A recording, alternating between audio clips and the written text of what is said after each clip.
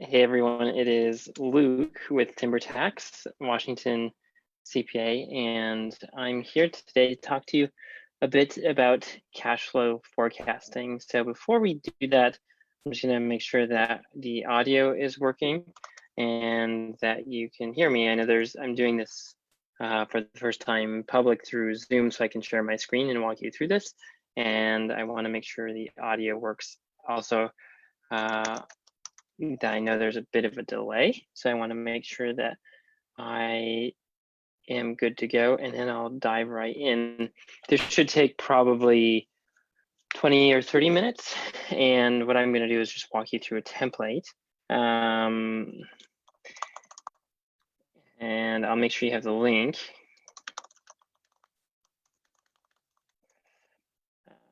So I'll repost the link for you. So copying and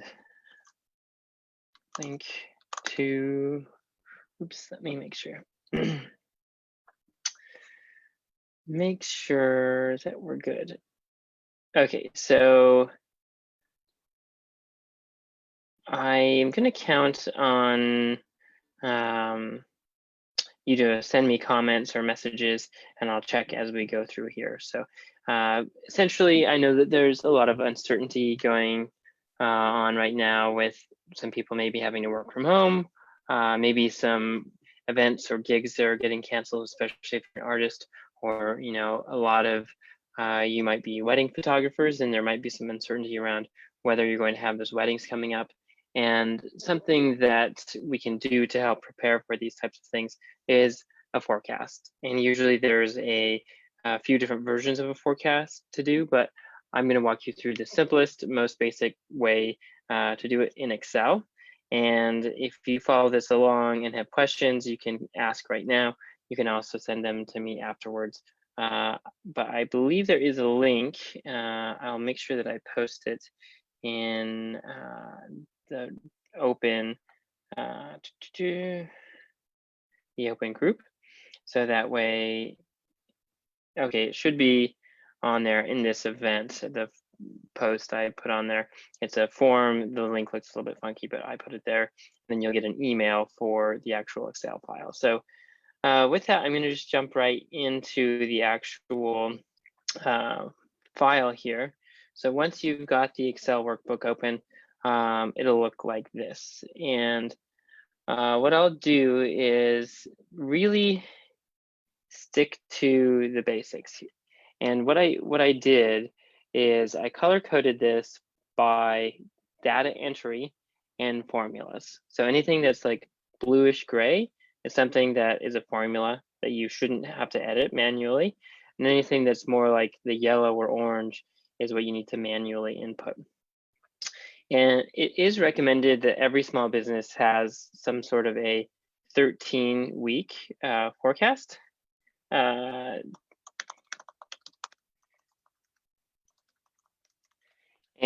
what that will do is it'll give you a couple months to predict things. Depending on where you are in your business and personal financial life, it's often recommended that you have at least 3 to 6 months of cash on hand as well. So this can tie into how you manage those reserves. There's a lot of other complications that we can get into with credit cards and credit or access to a line of credit or other cash. But the goal is every week you should be doing this. And if you do this every week, you will come to some actionable steps like following up on accounts receivable, decreasing some expenses, removing things that you don't need anymore. Maybe looking out and you see, oh, I have a cash surplus at this point. That might be when I buy a new camera or set aside money for a tax payment.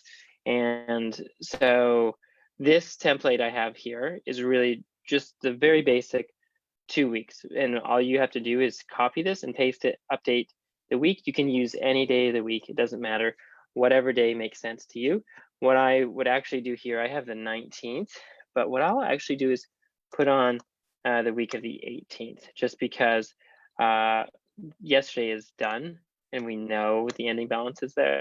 And so if we said, as of the 18th, what did we have in our operating account? So this really starts with, what do you have on hand? And we have a few different components here. We have the budgeted amount, the actual amount, which we'll fill out next week, and then the difference. This is just a calculation. And so since we're starting this fresh, we're not reviewing an actual amount from last week. We're actually going to create the budget, and then next week we would fill in the actual. So this is something that would probably take 30 minutes to an hour every week that you do it. And all you do is you would log into your bank account, look at the balance. Now, we know that this is sometimes not a perfect balance because things may not have gone through on your debit card or checks and that sort of thing. So if you're keeping up on your cash somehow, that's a little bit of a different thing, maybe with your bookkeeping. Ideally, you have a bookkeeper on that, or you just have an idea. So let's just assume you know that you have $10,000 in your operating checking account, okay? And then I always recommend that everybody has a separate income tax savings account. I just have it listed as tax savings, but at least an income tax savings account separate from your operating account. Operating account is your general checking account that you're spending money out of. And this can actually be useful not only for a self-employed person, but somebody who might have variable income, somebody who might have some income coming up that is not certain that you're going to have it still. And that way, when changes happen, you can adjust it and figure out when it is you might need to dip into savings, use a credit card, or come up with some other plans. I'm going to see, I just want to make sure that everything is still working here.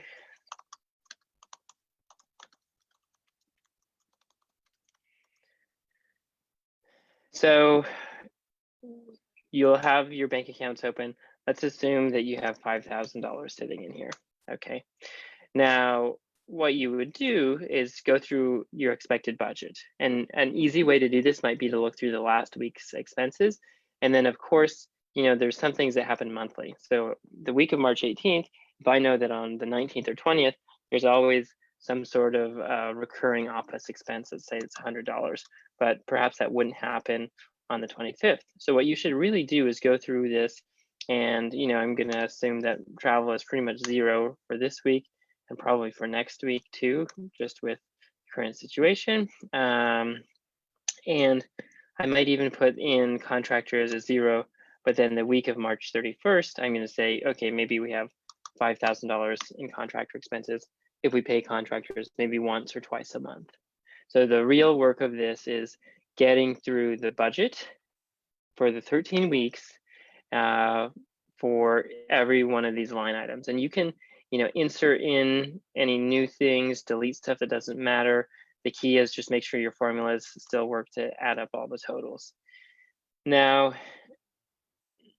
what I will show you is going through entering these actuals. Maybe there's a $15 bank fee here, nothing here.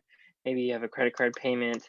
Again, I have a worksheet on this that also helps you understand credit available, because we're really just trying to talk about cash here. Now, maybe that you have a line of credit, that sort of thing that you need to pay, or anything else you can modify as you need to.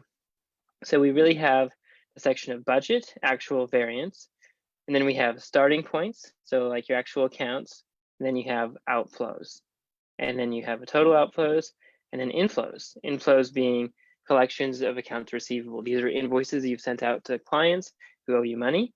I also generally recommend the best way not to have an AR problem, meaning people not paying you, is to require payment upfront. That's what we do, and I think it's really where a lot of things are moving towards with the way we work online.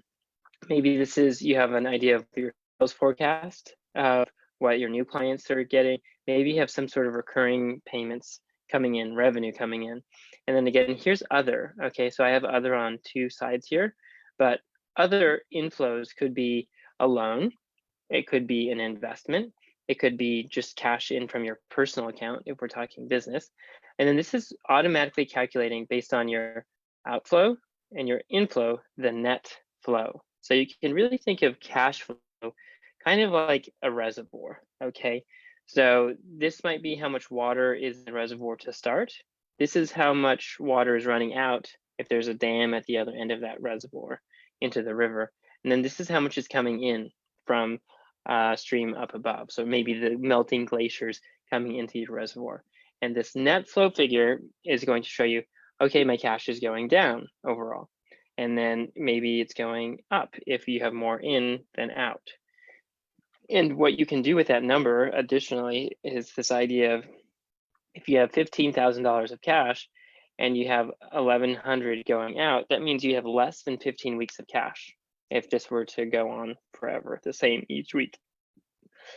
As we know, that's not really true. Every week will be a little bit different. And some of you might actually prefer to do this rather than on a weekly basis, maybe monthly. You know, it's really one of those things that there's not a one size fits all. And that's why I generally avoid a lot of payroll cash flow softwares, because it really comes down to your particular situation and make sure you understand it. If you're in a growing business, this will be different than like a same as last year or a maintenance type of a business. The other things to consider are, you know, the bigger a problem this is, the more you should probably focus on it. But no matter how much revenue you make in a growing business, especially, or with times like this where there's uncertainty on some of your contracts or some of your expenses, it's even more critical to have this. So the idea here being, here is a skill, here is a template, a tool that you can take and use to help relieve a little bit of your anxiety and come up with a plan to deal with any of these cash shortages. You know, one of the big ones that we're experiencing now is this income tax payment. So the IRS, thankfully, for 2019 has extended the deadline for payments, not for filing, the deadline for payments for 2019 to July 15th without penalty. You know, you're still going to need to get that together. And I still always recommend you have 30% of your net income in this tax savings account. But the nice thing is, rather than putting this big tax bill final payment, if you haven't made any payments for 2019 on April 15th, you can now push that out to July. So that might make a pretty big difference for you. So I'll go ahead and just put in some other numbers here. Maybe you're going to get a $2,000 invoice this week, as somebody said. Maybe you're not going to get any new clients. Maybe you have a $500 payment that always comes in at this week. And then, you know, maybe you're thinking you have a relative who's going to lend you $10,000 because of this. They're wealthy or whatever, and you know you're concerned about cash, and so you've got this other $10,000. So now if we were saying that we had $15,000 to start, and then we spent 1,115, so 1,115, our total outflow is 1,115, and then we have cash in of 12,500. Okay, now the net flow is positive. That means our ending cash will go up. So the ending cash is the sum of your beginning and your net flow. Okay, you could do that also in a multi-step formula rather than the way I did it, where you would take your beginning cash minus your outflows plus your inflows. Because I have this net flow number here, that actually gives me more transparency. And so I'm going to make sure that this, I know there's some of these formulas I was checking right before we got on here. Cool. So now say we fast forwarded and we're in the next week, and I'm going to leave the beginning cash. This is really actual. So you might kind of ignore these and perhaps even put them more like down here because this is just your static cash number. Okay. Now, if I go in and put in the actual was $100 on office expenses, but maybe, you know, I actually had to pay a contractor I forgot about, or they needed cash earlier. And since I got that loan, I have that cash available. So this is showing there's no variance on office expenses, but there is what you might call an unfavorable or negative variance on parking and, I put it on parking and tolls. I meant to put it on contractors. $1,000 in parking and tolls would be a lot. So now we're seeing this fairly big variance here. And so then the net variance difference will change as well. Because you might have a variance on one side, but perhaps not on the other. So we're saying total cash out actually had $1,000 more. And so, you know, one concern I hear from a lot of people about forecasting or projections is, you know, what's the point? because it's never going to be dead on. And you're exactly right. But what you can do with this is you go through a realistic scenario, and every time you do it, you're going to get better. The other thing is it helps you force yourself think through the expenses that you regularly incur, the income that you might be ignoring. Maybe there's an invoice that you haven't sent out that you've been meaning to, or somebody to follow up with, or maybe another new client that you can think through. And it just provides a framework for thinking about these problems. Then when you see when cash is going to be tight or negative, then you have an idea of what you're going to do. The other thing you can put into place is maybe you make a copy of this worksheet and you do a realistic one, and you do a worst case scenario and a best case scenario. If you do that, I could even just do that here. Right click, move a copy on the sheet, and I'll move it to the end. Okay, I'm going to create copy. Okay, so now here's another one, and say that maybe this is a best case. Maybe best case is this week we're actually going to have $10,000 coming in, and you can quickly see how then you would be able to develop what your ending cash is here. Now I want to walk through a little bit more of how you would roll this forward. Before I do that, I'm going to take a moment to pause and just see if there's any questions. Again, this is a new way to go about this, and I just want to make sure that I'm helping as we go, if that's the case. And if you're watching this on the replay, please feel free to add comments, and I'm happy to go ahead and walk you through how to handle it from there. Okay, it looks like we're good to go. So I'll continue here on the roll forward. So I mentioned, every week you would go ahead and update the actuals. Okay, cool. So this is, you're looking through your bank statements. These are your actual expenses for the last week. Maybe you actually got $3,000 in. So you have a minus 1,000 here, but that's a positive variance in this case, which means that's a good thing. Now, I would definitely make sure you review this and make sure it makes sense to you. And that's my advice for any of your bookkeeping, any of your financials. I'm quite sure that this is all up to date, but it's something that I took and modified for this presentation. So when you download that file, make sure your ending numbers make sense, double check things. And if you get stuck, feel free to leave a comment or email me, and I'm happy to help. Great. So right now we're saying the actual is 3,000 in. So we're saying the person who I thought was gonna pay me regularly didn't pay me. Okay, so that's a bad variance in this case. And unfortunately, I didn't keep with the negative being unfavorable. But I think it should make sense here. So we're saying we collected $1,000 more on the AR, and then we didn't have the returning client, and then maybe our family member was only able to give us 5,000. So then there's a $4,500 variance on cash flow from the 12,500 we thought we were going to get. We actually got 8, which means $4,500 less than we thought. So ending cash was actually $20,000. So this number, I'm hoping I made this right, is the ending cash, which should roll forward here. This is the beginning cash. And again, this is something that you shouldn't have to manually update because it rolls forward. This is the ending actual. This was the ending budget. Okay, the difference is 5,500, which matches this variance here as well. Now, I would go ahead and recommend checking your account balances on the 25th, which you could really do on the 26th, and then you'll be more static in that way. It really doesn't matter what window you do as long as you do it consistently. So then you check in your account and say you have the 10,000 still in here, and then I'm going to go ahead and go 10,885, and you know that that balance is. I don't have a formula automatically checking this here. That's something worth adding. So then what you do after the next week, you just add in the actuals, confirm this, and then what you're going to go through and just check this budget you've already filled out. So I knew last week that I was going to pay a contractor $5,000. Maybe I also know that I have a credit card payment I forgot about, and so I'll put that in here. And what you do is you just go through and update your budget each week, and then you also go ahead and look through forward the 13 weeks. And this should really be a rolling thing you do every single week.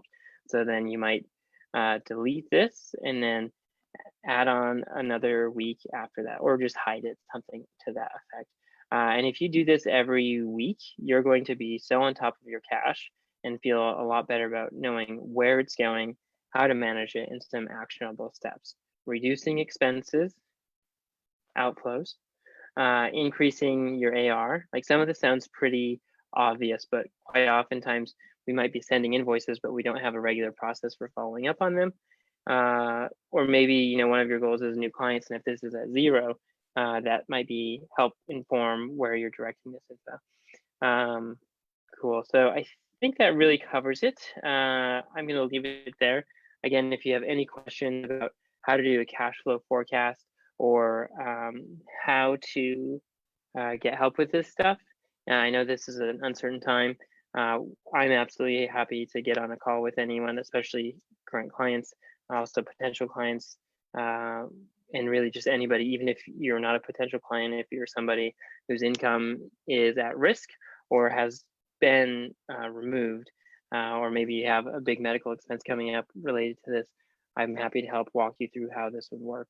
Other companies I think I may have mentioned that I sometimes avoid because in some ways it might overcomplicate it. But one that I really like using is called Dry Run. I'll leave a link to that software in here, and you can do a free trial. And it's really nice because it sets up the automated expenses for you. And you can, if you enter everything in by date, you can automatically run lots of different scenarios on it. It has visuals. Of course, depending on how advanced you are in your Excel use, you can certainly create some visuals on top of that as well. But the key is spend some time doing this, think through what's realistic, and maybe do scenarios for optimistic and pessimistic, worst case scenario. And then that gives you an opportunity to, contact contractors you may not be able to work with anymore, or need to defer working with, as well as anything else to adjust your cash position. So again, thank you, and I hope you're weathering this well, and please let us know if there's anything else we can do to help.